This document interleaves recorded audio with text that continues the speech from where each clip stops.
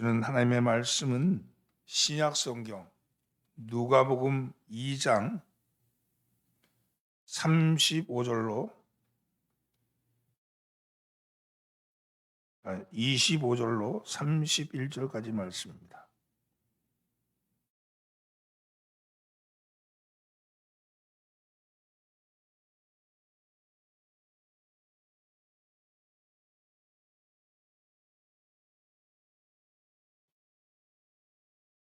도독합니다. 제가 한 절 읽고 여러분이 한 절 읽습니다. 예루살렘에 시몬이라는 사람이 있으니 이 사람은 의롭고 경건하여 이스라엘의 위로를 기다리는 자라. 성령이 그 위에 계시더라.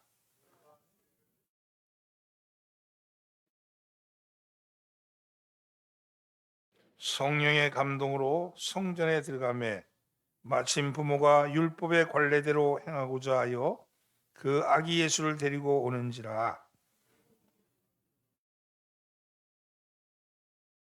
주제여, 이제는 말씀하신 대로 종을 평안히 놓아 주시는도다. 함께 이는 만민 앞에 예비하신 것이요. 아멘. 할렐루야. 오늘도 예배에 참여하신 천국 순례자 여러분들을 환영합니다. 옆에 있는 사람 인사 나누시고 잘 나오셨습니다. 앞뒤로 인사하면서 은혜 받읍시다. 오늘은 대림절 두 번째 주일입니다.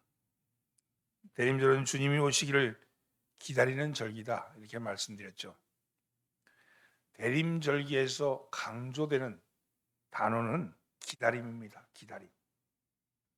오신 주님이 오신 날을 기다리고 오실 주님이 오실 날을 기다리는 기다림의 절기입니다. 우리는 약속을 믿고 기다리는 사람들이죠. 사람들의 일생은 대부분 기다림으로 채워집니다. 아기가 태어나기를 기다리고, 아기가 태어나면 이 아기가 성장하기를 기다리고, 성장하고 나면 직장 얻기를 기다리고, 결혼하기를 기다리고, 자신의 일에 성공하기를 기다리는, 그리고 마지막에는 죽음을 기다리는, 그것이 인간의 일생이죠. 사람들의 일생은 매일 매 순간이 기다림의 연속입니다. 그런데 그 기다림의 끝은 어디입니까? 많은 사람들이 기다림의 끝은 죽음입니다. 그러나 우리는 하나님의 약속이 이루어지기를 기다리는 사람들이죠.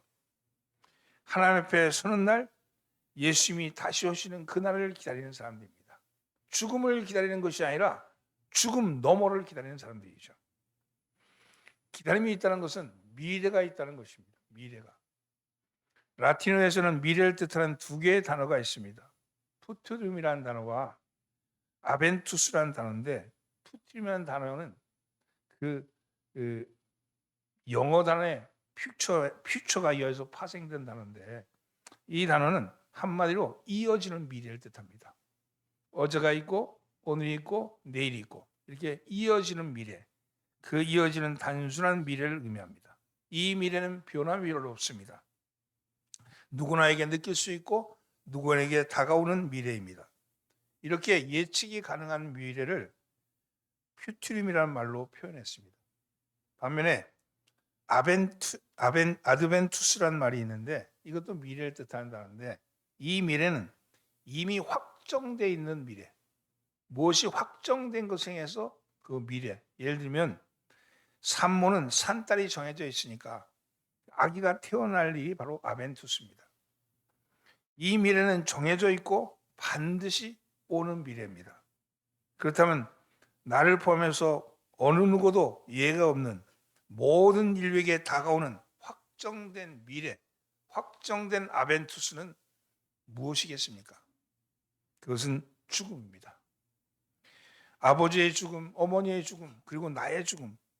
이 죽음은 정해져 있고 오고 있으며 확실합니다. 이것은 우리에게 다가오는 미래입니다. 아벤투스죠. 그런 의미에서 보면 이 대림절을 표현한 단어가 어드벤트인데 어드벤트. 이 어드벤트는 어드벤투스에서 나온 단어예요. 결국은 이 대림절이라는 말은 무엇인가 확정된 미래가 우리에게 다가오고 있다 하는 그런 의미가 있는 거죠.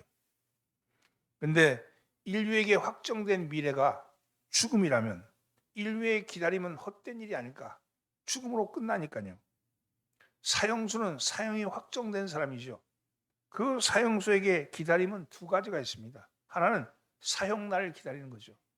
또 하나는 혹시 천분의 일, 만분의 일 있을지 모르는 사면날을 기다리는 겁니다. 혹시 사면되지 않을까 하는 날을 기다리는 거죠. 사형 집행일을 기다리는 사형수는 매일매일이 두려움이고 매일매일이 공포죠. 그리고 그 두려움의 끝이 오면 사형 집행이 되고 죽음이 찾아옵니다. 근데 사면을 기다리는 사형수는 매일매일이 새로운 설렘이고 매일매일이 기대의 연소일 겁니다. 사면되지 않을까? 사면되지 않을까? 그리고 막상 그 사면날이 오면 그날은 기쁨이요, 그날은 새로운 시작이며 그날은 생명인 것이죠.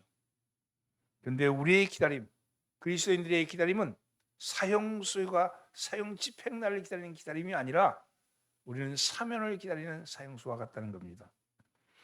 죽음이 아니라 영원한 생명을 향한 기다림이죠. 성경은 기다림이라는 문구를 가지고 끝을 맺습니다. 요한계시록 22장 20절 말씀에 이것들을 증언한 이가 이르시되 내가 진실로 속히 오리라 하시거늘 아멘 주 예수여 오시옵소서. 이게 끝이죠. 여기서 주 예수여 오시옵소서 이 말이 원어로는 마라나타입니다. 이 마라나타는 말은 어법상에 신비로운 점이 있어요. 어디서 이 말을 끊느냐에 따라서 해석이 달라집니다. 먼저 마란과 아타로 끊는 마란 아타 이렇게 읽으면 이거는 완료형입니다. 완료형. 시제음이 완료형이에요. 그래서 마란 아타 이렇게 읽으면 이것은 주님이 이미 오셨다 이런 뜻이에요. 주님이 오셨다 이미 이런 뜻입니다. 반면에 마라나타 이렇게 읽으면 미래형입니다. 주님이 오실 것이다. 마라나타로 읽든 마라나타로 읽든 이 두 개는 같은 주 예수의 오시옵소서인데 어떻게 읽냐에 따라 달라지죠. 이 말 안에 우리는 어쩌면 우리의 대림절의 의미가 담겨져 있을 수 있습니다. 오늘 이런 대림절의 핵심적인 신앙은 두 가지잖아요. 이미 오신 크리스마스, 오신 그 주님을 기억하고 그 주님을 환영하고 그 주님이 인류에게 오셨음을 기뻐하는 날이 마란 아타라면 그러면 다시 오실 주님, 우리가 기대하는 그 주님이 오시는 날을 기리는 것, 그는 마라나타입니다.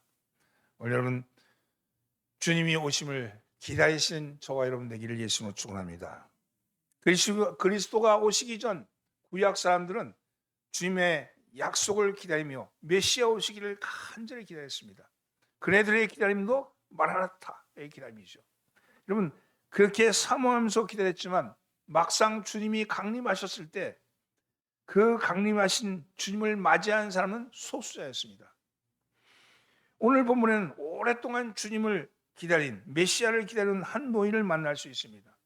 그의 이름은 시므온이죠. 그는 예루살렘에 사는 의롭고 경건한 사람이라고 소개되어 있습니다. 시므온은 평생을 하나님의 약속을 붙잡고 기다렸습니다. 얼마나 간절히 기다렸든지 하나님의 기름 부으신 메시아를 보기 전에는 죽지 아니할 것이라는 성령의 계시를 받을 정도였습니다. 결국 간절히 기다린 끝에 시므온은 어느 날 성전에 올라갔다가 아기를 안고 나오는 마리아와 요셉을 만나게 되는 겁니다. 그 순간 그 아기로 오신 예수님, 보이지 않는 하나님이 보이는 하나님으로 오셨던 그 사건을 마주하게 되는 거죠. 아기 예수가 아니라 하나님이 오신 거잖아요. 그 하나님을 만나게 된 겁니다. 그래서 메시아로 오신 그 아기를 안고 하나님을 찬양하는 은혜를 입게 되는 것이죠. 사랑하는 성도는 여기 대림절 이 신앙은 주님을 맞이하는, 주님을 만나는 은혜를 체험하기를 사모하는 사람들의 드리는 절기주일입니다. 절기죠. 오늘 그러면 우리도 이 시므온과 같은 은혜, 하나님을 만나게 되는, 여러분 보이지 않는 하나님이 보이는 하나님으로 오셨어요? 보이는 하나님이 승천하셔서 보이지 않는 하나님이 보이는 하나님의 이름으로 우리 가운데 오셨어요. 근데 우리는 누굴 기다립니까?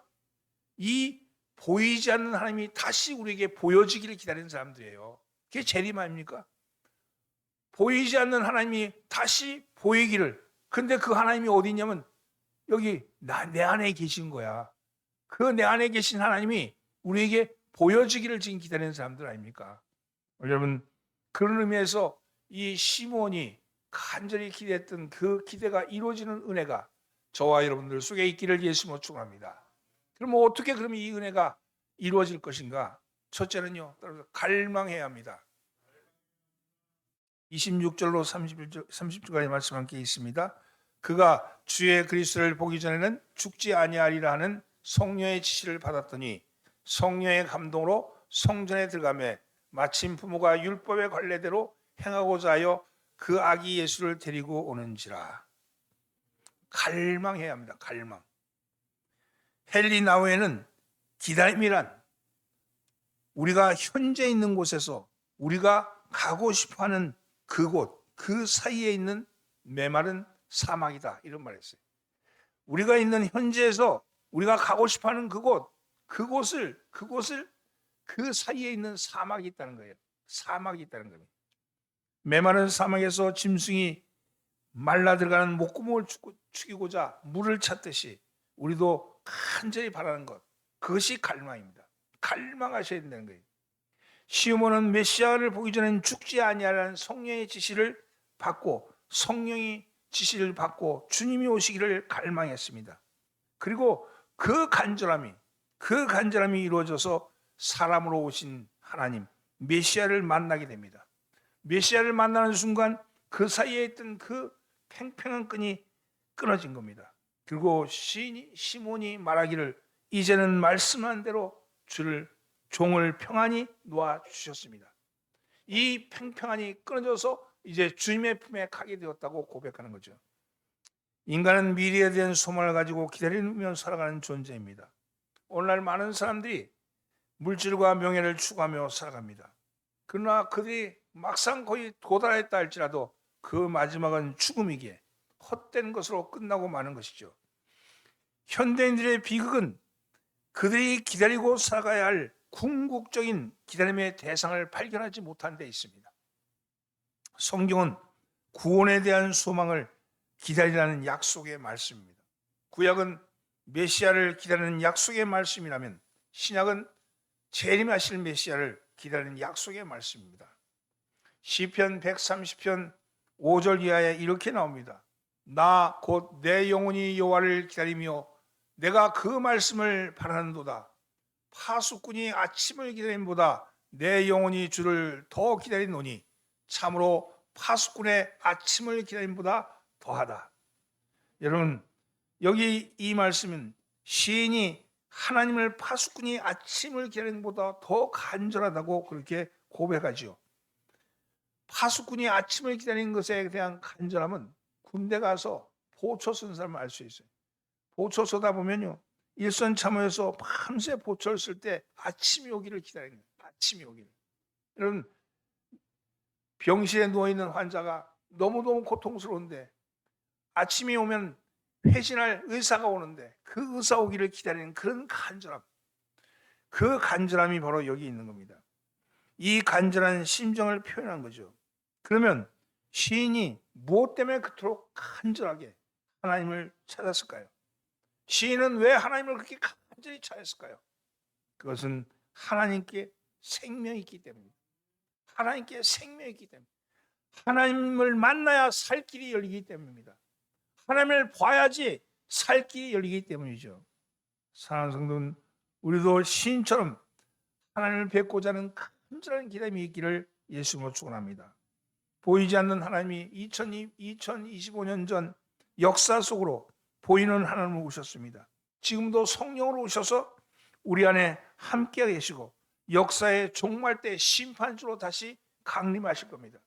그분은 보이지 않지만 보이는 하나님으로 강림하신다고 말씀하셨습니다.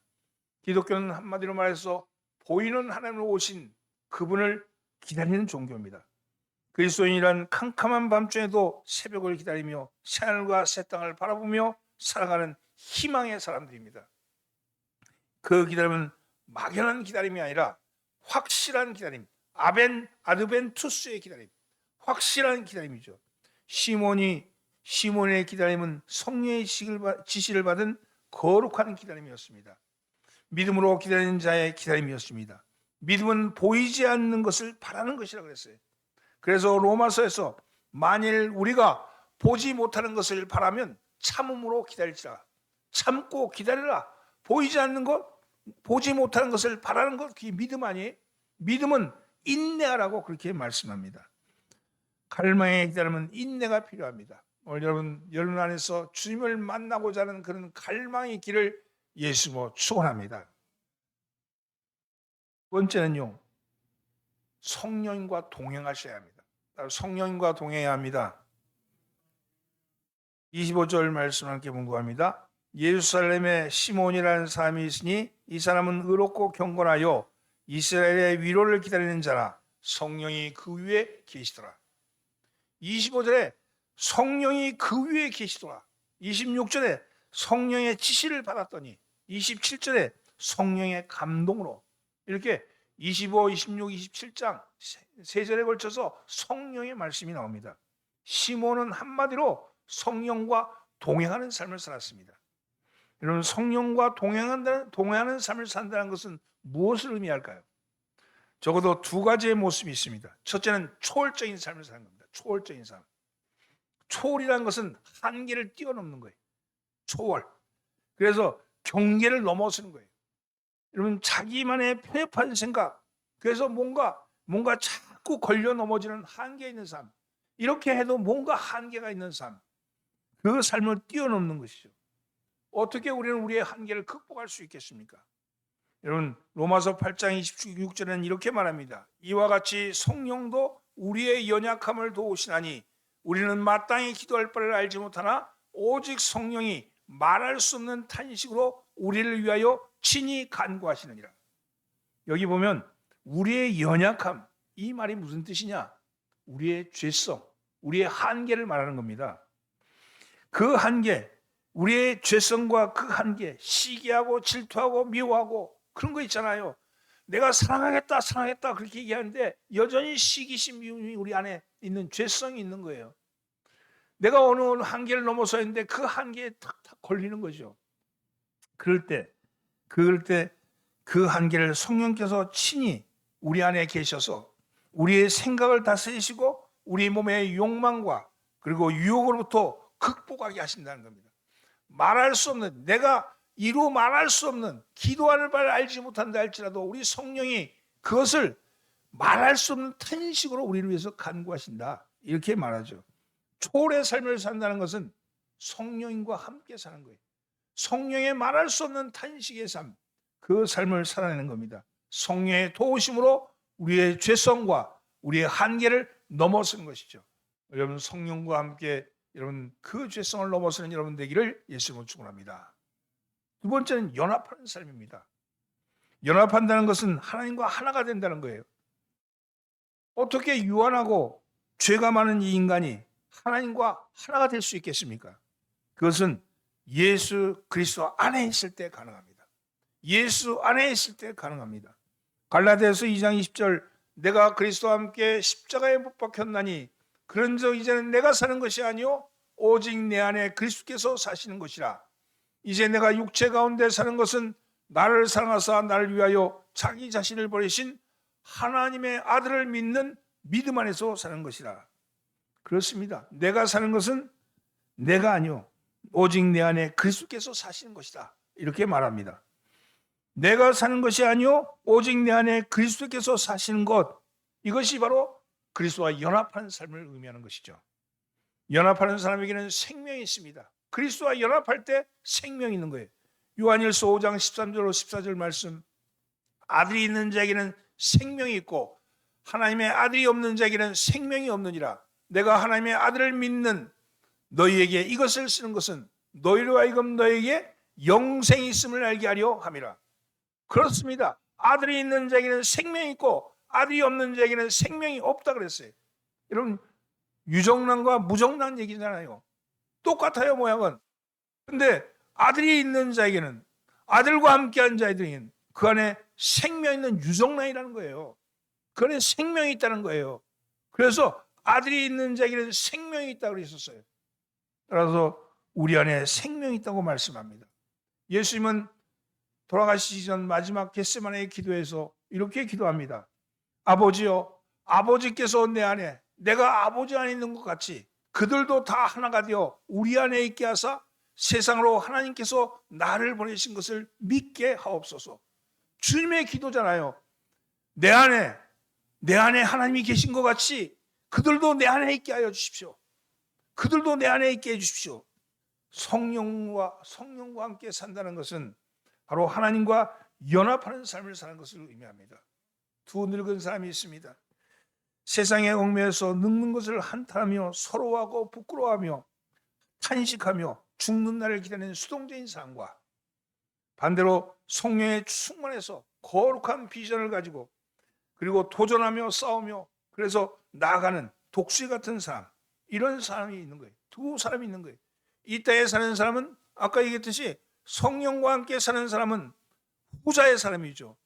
그 사람은요, 과일이 익어가듯이 인생이 익어가는 거예요. 떨어지는 과일이 아니라 익어가는 과일인 것이죠. 성령님과 동행하셔야 합니다. 성령님과 동행하셔야 합니다. 성령님과 동행한다는 건 무엇입니까? 성령님 내 안에 와 계신 그분을 인정하는 거예요. 인정하는 거예요. 그분을 인정하시기 바랍니다. 그분이 주시는 말씀을 따르시기를 예수님으로 축원합니다. 시므온이 성령과 동행하며 경건하고 의롭게 살았습니다. 의와 경건의 능력이 있습니다. 야고보서 5장 16절 의인의 간구는 역사는 힘이 많으니라 그랬어요. 여러분, 하나님은 의롭고 경건한 시몬의 기다림을 기뻐하셨습니다. 시몬은 의와 경건은 살아 역사하는 능력으로 나타나게 된 것이죠. 그러므로 여러분들도 여러분 시몬처럼 예수님의 오심을 기대하고 갈망하고 그분이 우리 가운데 오셨음, 성령님으로 오셨음을 인정하고 그분과 동행하는 삶을 살아내시는 여러분 되기를 예수님으로 축원합니다. 끝으로 여러분 영안이 열리셔야 합니다. 따라서 영안이 열려야 합니다.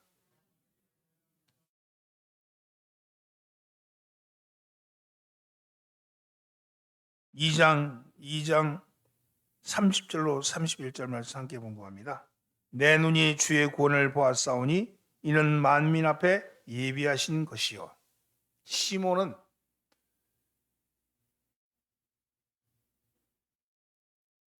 우리에게 보이는 하나님을 오신 그분을 보게 되었습니다. 주님의 구원은 보이는 하나님이신 예수님이시죠. 주의 구원을 보았다 그러는데 주의 구원은 보이는 하나님이죠. 근데 이 구원이 만민 앞에 예비된 것이라고 얘기합니다. 이 말씀이 무슨 얘기입니까? 지금 봤는데 이건 역시도 예비된 것이라고 얘기하는데 이건 재림줄 얘기예요. 다시 오실 하나님. 그분도 보이는 하나님으로 오실 거예요. 우리에게 예비되신 분이죠.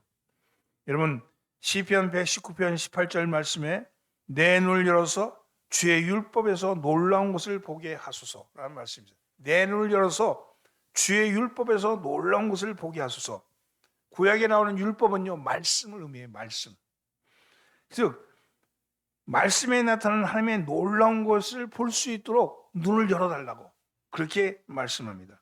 그래서 놀라운 것은 보통 사람의 시야로는 볼 수 없는 것, 신비스러운 것, 신령한 것을 의미합니다. 즉 인간의 능력을 초월한 하나님의 초자연적인 구원의 역사를 말하죠. 우리는 종종 영안이 열린다 그러잖아요. 이 말들은 대체로 육적인 눈으로 볼 수 없는 것을 본다는 의미로 사용하고 있습니다.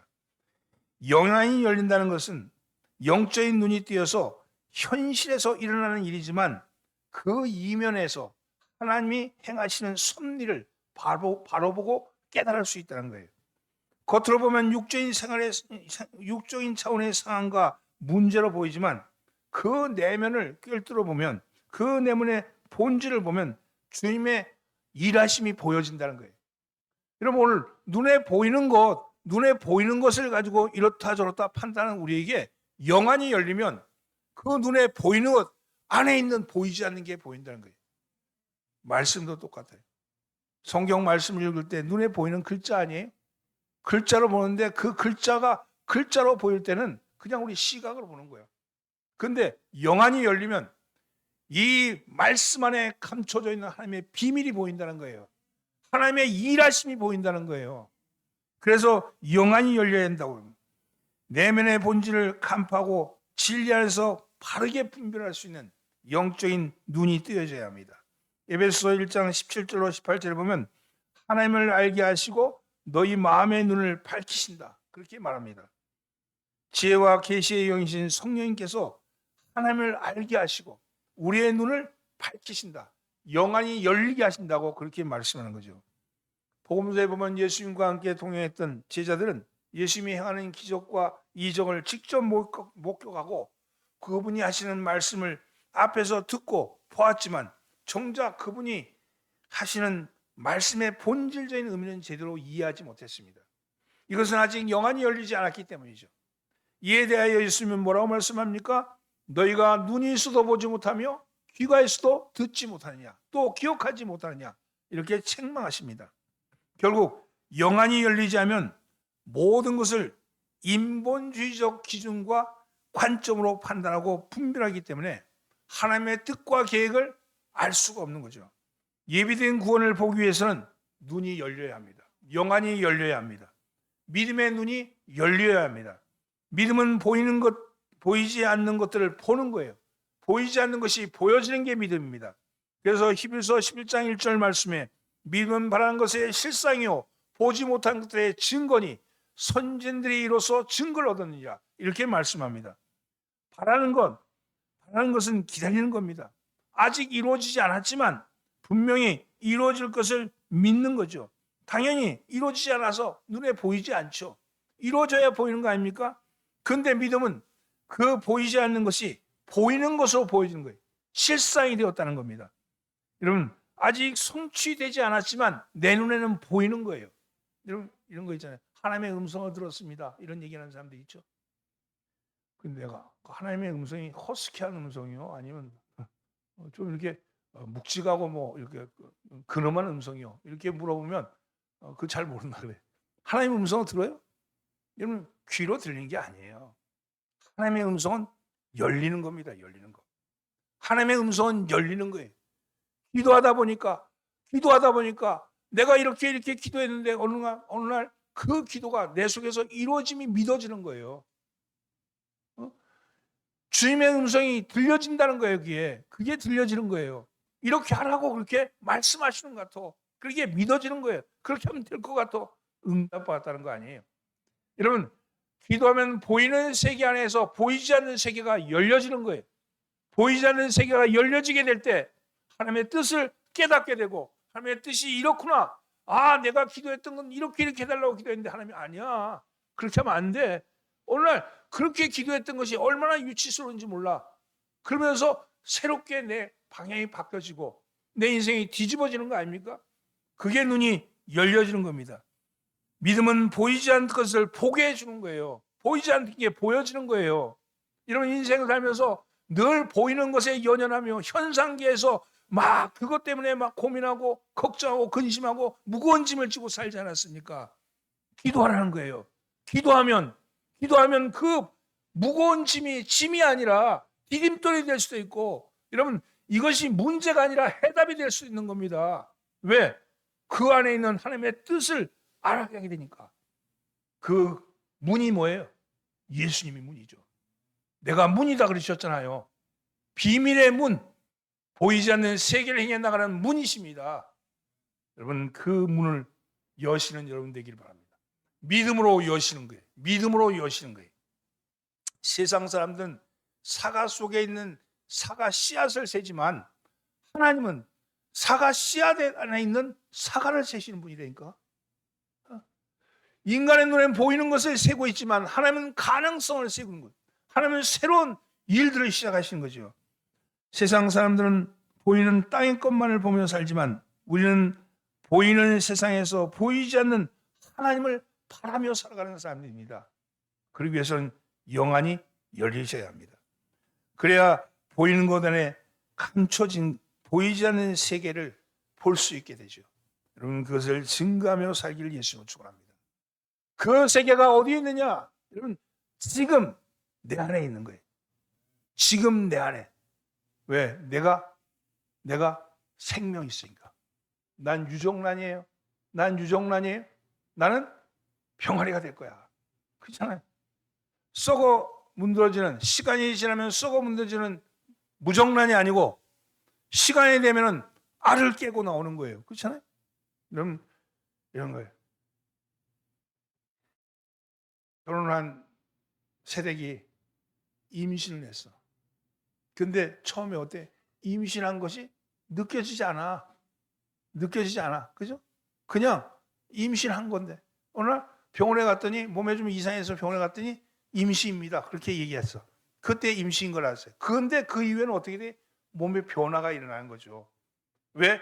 생명이 담겼으니까. 여러분, 살이 쪄서 배부른 여자와 임신해서 배부른 여자 똑같이 배부른지 모르지만 살이 쪄서 배부른 여자는 배 안에 비계가 가득 있고 임신한 여자는 생명이 담겨 있잖아. 여러분 우리는 생명을 담지한 사람들이에요. 그 생명이 여러분 오늘 말씀하시는 거예요. 눈을 열어달라. 네 눈을 열면 그게 보이게 될 것이라고. 여러분 이 보임을 기다리면서 기대하는 여러분 되기를 예수님으로 축원합니다. 이 대림절 한 주간에는 적어도 하나님의 하시는 일이 보여지는 한 주간 되기를 원합니다. 갈망하십시오. 주님 오시옵소서. 갈망하십시오. 성령님과 함께 동행하십시오. 주님 내 삶을 초월해서 하나님과 연합해서 그리고 영안이 열려서 하나님이 지금 오셔서 일하시는 것이 보여지는 역사가 일어나기를 예수님으로 축원합니다. 기도합니다. 주님 오늘도 보이지 않는 세계 속에 그 세계를 알고자 사모하는 갈망하는 우리 사랑하는 교우들이 있습니다. 보이는 것만 가지고 이렇다 저렇다 판단하며 걱정 근심으로 늘 살아가던 저희들에게 보이지 않는 하나님을 오셔서 우리 안에 해답이 있음을 우리 안에 생명이 있음을 가르쳐 주셨습니다.